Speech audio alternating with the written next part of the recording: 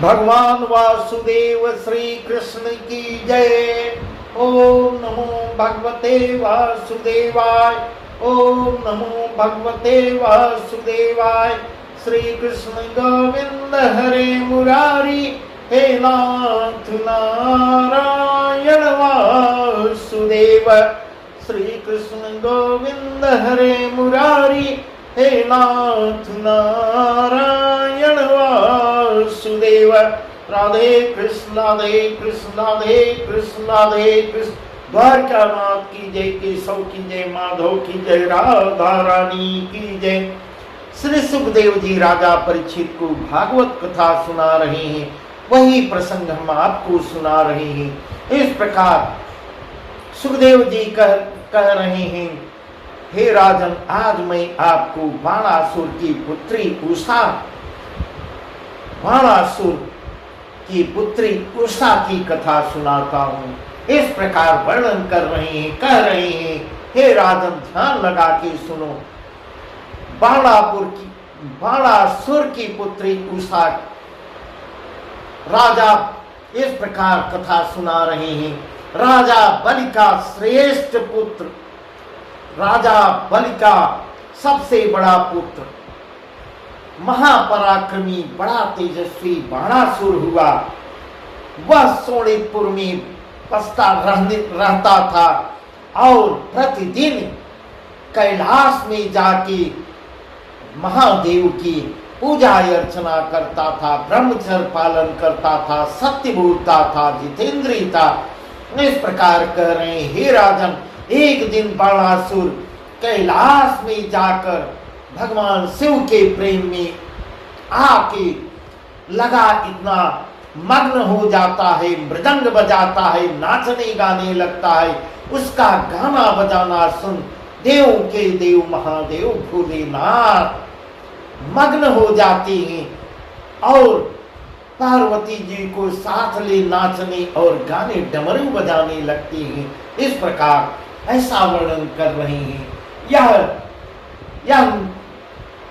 निदान निकला। नाचते नाचते गाते शंकर ने अति सुख बहुत प्रसन्न होते हैं। प्रसन्न होकर बाणासुर को करीब बुलाते हैं और कहते हैं पुत्र, मैं तुझ पर प्रसन्न हुआ, वर मांगो मुझसे, वर मांगो। इस प्रकार भगवान शिव उस पर प्रसन्न हो जाते हैं। तैनी बाजे भले बजाए, सुनत श्रवण मेरे मन भाए। तैनी बाजे भले बजाए, सुनत श्रवण मेरे मन भाए। इस प्रकार ऐसा कहते हैं, बहुत अच्छी ढंग से तुमने बाजा बजाए हो, तुम बाजा बजाए हो, जिसको सुनकर मुझे बहुत अच्छा लगा है। ऐसी बात के सुनते ही महाराज बाणासुर दोनों हाथ जोड़कर सिर नीचे करके अति दीनता से बोलता है कि हे कृपानाथ, जो आपने मेरे ऊपर कृपा की तो पहले मुझको अमर कर दीजिए, अमर कर मुझे पृथ्वी का राज दे दीजिए, फिर मुझे ऐसा इतना बलवान बनाइए कि मुझसे कोई मुझे जीत न सके। इस प्रकार महादेव जी से वर मांगता है। महादेव जी बोले, मैंने तुझे यह वर दिया। और महादेव जी को देने में देर नहीं लगती थी, कुछ नहीं सोचना विचारना नहीं था, एवं तुरंत जो है वरदान देते थे और निर्भय होके चल देता है। त्रिभुवन में तेरे बल को कोई न पावेगा और विधाता का भी तू पर बस न चलेगा। इस प्रकार ऐसे वचन महादेव जी कहते हैं, ऐसे वर देते हैं कि तुझ पर विधाता का भी बस नहीं चलेगा। बाजे भले बजाए के दियो परम सुखमय, गाजे भले बजाए के दियो परम सुखमय, नयति ही आनंद कर दिए सरस भुज तो। इस प्रकार कर रहे, तुम्हारे बाजा बजाने से मैं बहुत प्रसन्न हुआ, बहुत मैं प्रसन्न हुआ हूँ और मुझे बहुत अच्छा लग रहा है। मैं तुमको 1000 भुजा देता हूँ। अब तू घर जाके निश्चिंत होके बैठ कर अविचल राज्य करो, निष्कंटक राज्य करो महाराज। इतना वचन भोलेनाथ के मुख से सुनते ही सहस्र भुज पाके बाणासुर बहुत प्रसन्न हो जाता है, 1000 भुजाओं वाला हो जाता है और प्रसन्न होके परिक्रमा करने लगता है। सिर नाके वहां से सिर झुका के वहां से आज्ञा ले विदा होता, स्वर्ण सोनितपुर के लिए चल देता है। आगे त्रिलोकी को जीत लेता है, देवताओं को बस में कर लेता है। नगर में अग्नि पवन का कोट बना के निर्भय हो राज्य करने लगता है। कितने कुछ दिन बीतने के बाद लरिबे बिन भुज सबल भर कैयति सहराय, लरिबे बिन भुज सबल कर कैयति सहराय, कहत बाण का लरे कहा पर अब चढ़ी जाए। इस प्रकार लड़ने के लिए बहुत बाहुबली हो गया और लड़ने के लिए उसका मन करने लगा, लड़ने के लिए आतुर होने लगा। और कहत बाण का लरे, किससे मैं किसके ऊपर बाणासुर इस प्रकार क्रोध कर रहा है, किसके ऊपर चढ़ जाऊं, चढ़ के आक्रमण करूं। गई खाद लड़बे बिन भारी, गई खाद लड़बे बिन भारी, को पुजबे अब होश हमारी। इस प्रकार हमारी बराबरी में कोई दिख ही नहीं रहा है, मैं किससे लड़ूं। ऐसी ऐसी कथा, ऐसी ऐसी कह बाणासुर घर के बाहर जाके लगा, पहाड़ उठा उठा तोड़ तोड़ के चूर करने लगा और देश देश फिरने लगा। जब सब पर्वत फोड़ चुका और उसके हाथों की सुरसुराहट तब भी नहीं जा रही है, अब मैं किससे लड़ूं। पर्वतों से तो मैं लड़ लिया, उनको चकनाचूर कर दिया। कहत बाण अब कासो लरो, कहत बाण। इस प्रकार बाणासुर मन ही मन विचार कर रहा है, अब मैं किससे लड़ूं। इतनी इतनी भुजा कहाँ नहीं करूं, इतनी 1000 भुजाएं हैं, मैं इसको क्या करूं। सकल भार में कैसे सहो, बहुर जाय के हर्षो कहो। महाराज ऐसे मन ही मन कर सोच कर विचार कर बाणासुर महादेव जी के सन्मुख फिर जाता है और हाथ जोड़कर फिर विनय करता है, स्तुति करता है कि हे शूलपाणिनाथ, हे महादेव, हे देवों के देव, आपने जो कृपा कर सहस्र भुजाएं हमको दी है, सो मेरे शरीर पर भार बन गई है। उनका बल मुझसे संभाला नहीं जाता, इसका उपाय कुछ बताइए। कोई महाबली युद्ध करने को मुझे बता दीजिए। इस प्रकार कोई जो बहुत बली हो उसको आप बताइए, जिससे मैं जाके युद्ध करूं। मैं त्रिभुवन में ऐसा पराक्रमी किसी को नहीं देखता जो मेरे सन्मुख। इस प्रकार वह अहंकार में चूर हो गया और कह रहा है, मेरे सन्मुख कोई युद्ध कर ही नहीं सकता। आप दया कर, जैसे आपने मुझे बहुत पराक्रमी महाबली बना दिया, वैसे ही कृपा करके मुझसे लड़ मेरे मन की अभिलाषा पूरी कीजिए। आप स्वयं लड़िए और मेरी इच्छा को पूर्ण कीजिए और किसी महाबली को बता दीजिए। इस प्रकार कह रहा है कि कोई जो महाबली हो उसको बताइए, जिससे मैं जाकर युद्ध करूं और अपने मन में हो रहे शोक को मैं नष्ट कर सकूं। इस प्रकार बहुत चिंतित हो रहा है। ऐसी कथा श्री सुखदेव जी कह रहे हैं, हे राजन, दानासुर से इस भांत की बातें, इस भांति की बातें महादेव से कहता है, जिसको सुन के वह महादेव विचार करने लगती हैं। बिलखा के मन ही मन इतना कहा कि मैंने तो इसे साधु सज्जन जान के इसको आशीर्वाद दिया था, वरदान दिया था अब यह मुझसे ही लड़ने को तैयार हो गया। इस प्रकार अपने मन ही मन विचार कर रहे हैं देवों के देव। इस मूर्ख को बल का अहंकार हो गया है।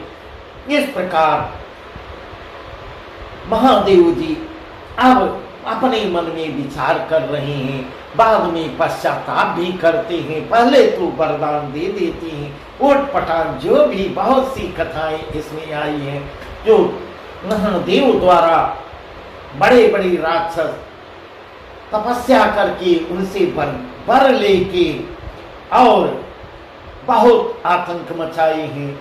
इसी प्रकार यह जीता न बचेगा।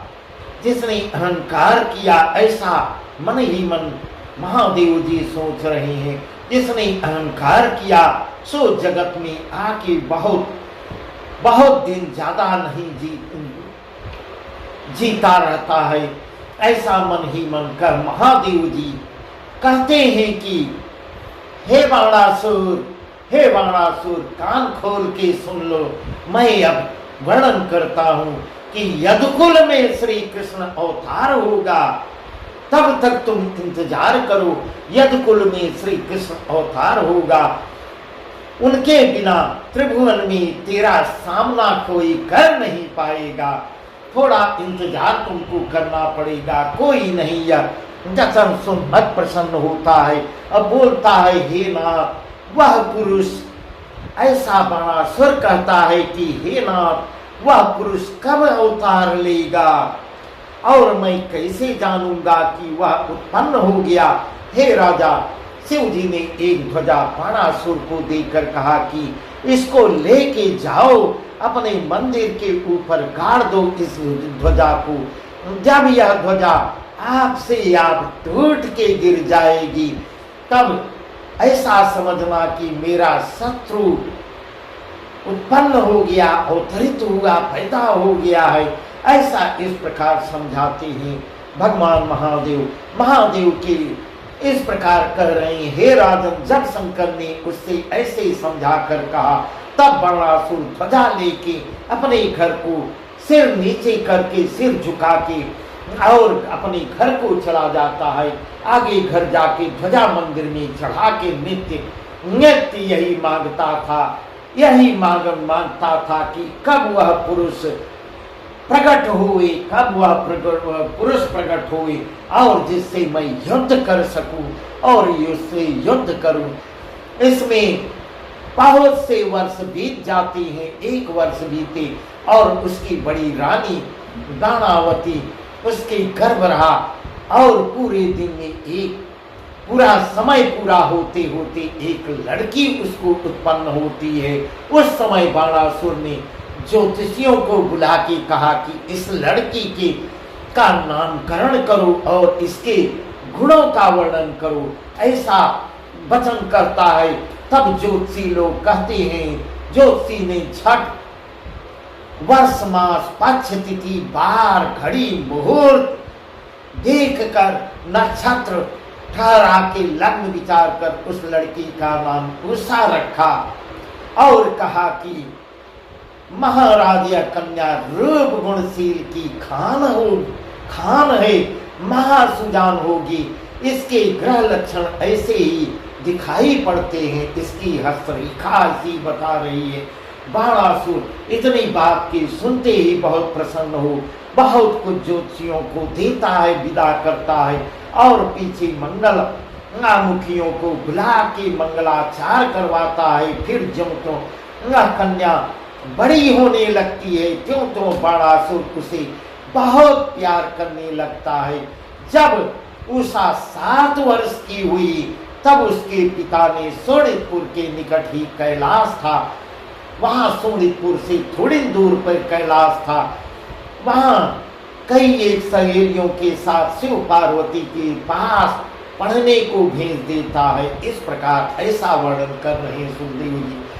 उसको माँ पार्वती और भगवान शिव के पास पढ़ने के लिए भेजता है। उषा गणेश सरस्वती को मना शिव पार्वती के सम्मुख हाथ जोड़कर विनती करती है, हे कृपा सिंधु शिव गौरी दया कर मुझ दासी को विद्या दान दीजिए और जगत में यश लीजिए। ईश्वर महाराज उषा के अति दीन वचन सुनकर माँ गौरी भगवान शिव उस पे प्रसन्न होते हैं और विद्या आरंभ करवा देते हैं, पढ़ाने लगते हैं। यह नित्य प्रतिदिन जाके पढ़ती थी। इसमें एक दिनों के बीच सब शास्त्र बहुत ही जल्दी सब शास्त्रों में पारंगत होने लगी। विद्या पा गुणवती हुई और सब यंत्र बजाने लगी। एक दिन उषा पार्वती के साथ मिलकर बीड़ा बजाती है, संगीत की रीत से गाना गाने लगती है। बहुत सुंदर वर्णन सुखदेव जी कर रहे। शिव जी ने पार्वती से कहा, हे प्रिय, मैंने जो कामदेव को जलाया था उसे श्री कृष्ण ने उत्पन्न कर दिया है। इस प्रकार भगवान शिव माँ पार्वती से कहती हैं, मैंने जो कामदेव को नष्ट किया है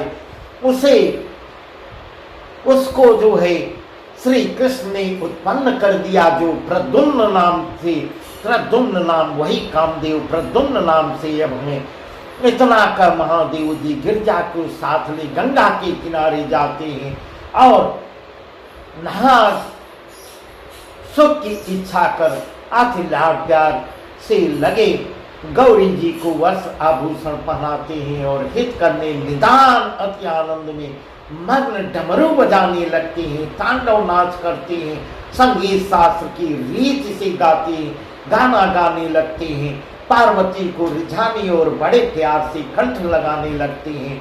उस समय उषा शिव गौरी के सुख प्यार को देख देख कर पति के मिलन की अभिलाषा करने लगती है। मन ही मन कहने लगी कि मेरे कंठ हो मेरे मुझको भी पति मिले तो मैं भी शिव गौरी की भांत उससे विहार करूं। बहुत ही सुंदर वर्णन है, बहुत ही सुंदर वर्णन है।